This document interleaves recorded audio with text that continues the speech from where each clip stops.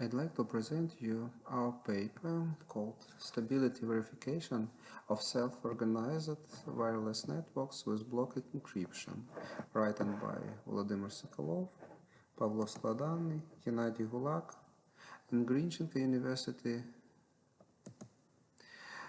Self-organized networks should automatically repair broken connections and find new routes when the network topology changes dynamically. As most of the devices that the IoT concept combines the pretty mobile, so it's not possible to secure them in the network. We need to provide cryptographic protection of data transmission. Such encryption requires additional energy costs, which is critical for sensor networks and IoT in general. Thus, this paper considers the properties of such networks and ways to optimize them to increase the level of fault tolerance, data exchange rate, other protection, and performance control. Problem settlement. Based on the dependencies of the principles of the networks, on its purpose, it's necessary to identify the requirements for the designed networks before starting work on it to avoid situations that would require further changes to the overall architecture of the program and its stability. We present you 3 papers in IEEE conferences that shows different situations with building the wireless systems, with finding the weak places of wireless connection and using the spectral analysis and accelerating lenses, and allocation of with interference reduction. This paper tries to collect all the data from previous from previous works and show the whole results of our experiments. In this slide you can see different types of self-made devices we used for wireless control. It's spectrum analysis, and in this paper we try to find not only the spectrum weak places, but find the whole process problems and try to solve them. In this slide you can see the test branch based on Raspberry Pi version 3, and we tried to connect and use different types of Raspberry Pis, different types of another equipment you can see in next slides. So here is our test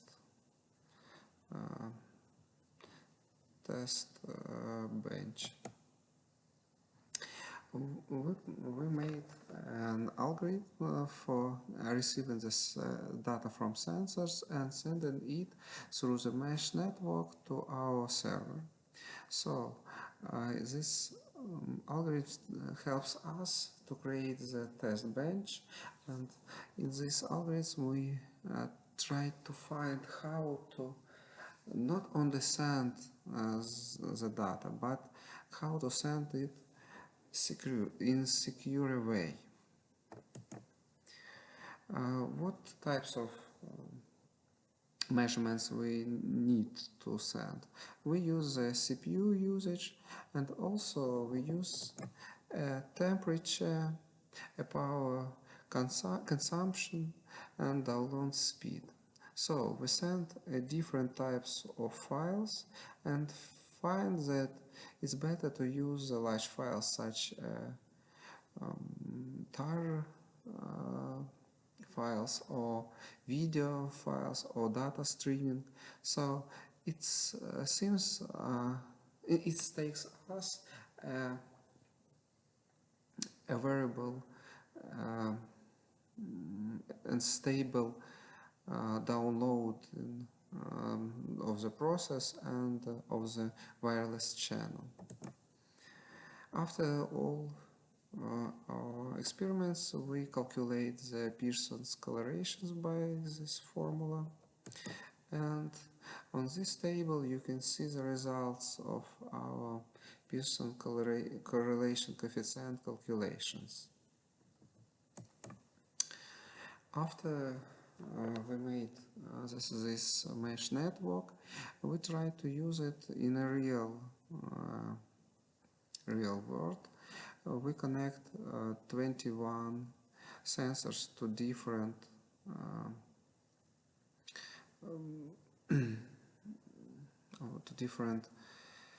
servers in a server room, and collect this data to one data dashboard based on Grafana. And on this slide you can see this is screenshot from the Grafana system. Also, we use another types such as another models such as ESP01 and NodeMCU version 1.0. These two devices are used for one purpose. We try to make the mesh system on the low level low power usage devices. Here, as you can see, a very brief algorithms for our mesh network. We start at access point, get data, switch to client mode, and after that send our data to botnet. This botnet based as a mesh walk. Also, we try to use a cryptographic protocols, and we see that XT protocol is quite simple and quite easy to implement it in different processes. But when we try to implement, we find different problems such as compilation of types, buffer overflow, work with pointers, variables in X-data memory, looping with minimal delay, compiler errors. Through the implementation, we find different decisions how to solve these problems. Also, we check and test our equipment and use for that a PC that connected through the serial interface, and we not only send the data from transmitter to receiver, but we check how many packages are lost, how many packages lost in different with different rejected with different reasons, and try to increase the number of rejected packages. On this slide you can see the ERD diagram that helps us to flow diagram, sorry, that can show us how we can send these packages, and after that check decrypted data and collect this all data at the client side. After our experiments, we find a lot of new directions we can cover. First of all, to check packages and implement an algorithm for retrieval lost packages, to translate the client part to Python for cross-platform usage. In our experiment we use C and C++.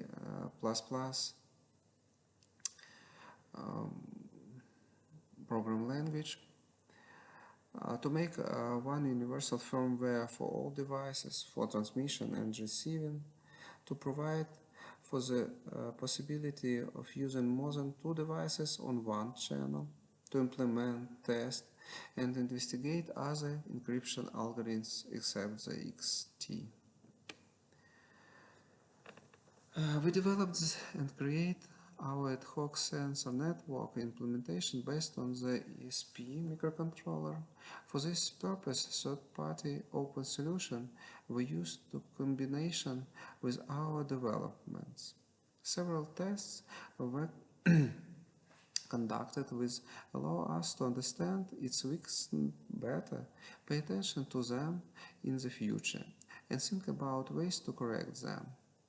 The obtained results can be effectively used for further work in this direction, which will improve the solution and further apply them in real platforms built on both small controllers and full-fledged network devices, which is now quite relevant.